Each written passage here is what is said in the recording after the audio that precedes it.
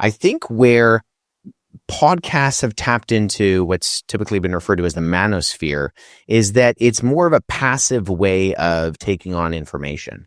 And especially with men being far more visual, the podcasts that we watch, the podcasts that we listen to, the YouTube media, YouTube generally has been a more male-centric platform. You look at sort of the demographics of the breakdowns of who's watching Jordan Peterson, for example. It largely is men, and that has to do with the topics that are being discussed in terms of virtue and character and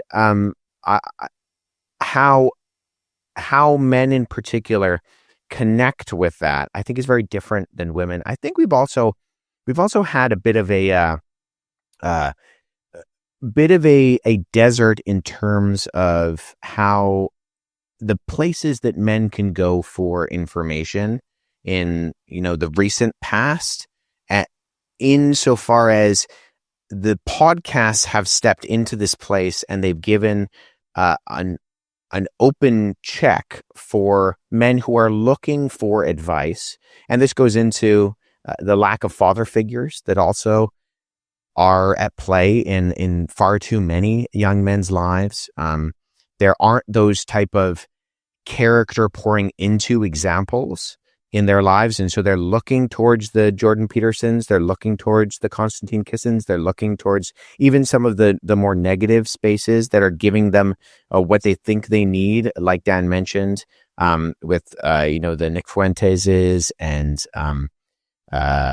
who's the other one that you mentioned that Andrew Tate. And the Andrew Tates. And this is kind of the hyper masculinity, where John, you mentioned that kind of pendulum swing insofar like the Christless conservatism ends up always going a little bit askew because there isn't the ability to calibrate it in the same way for discipline in a way that pursues self-sacrifice and not just hypermasculinity, who can die with the most toys and the most women and that kind of thing. I think we are seeing, with the proliferation of information and hypermasculine characters who are stepping into some of these spaces, Joe Rogan, I think, being one of them, even though he's in his 40s, he's a very macho guy.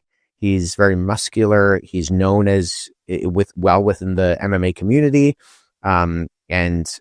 So there's these types of role models that I think young men are looking to in the same way that they used to look to the Sylvester Stallones or the Arnold Schwarzeneggers of the world, who were these kind of hypermasculine characters. But now you can just hear them on a daily basis give you advice and talk about subjects.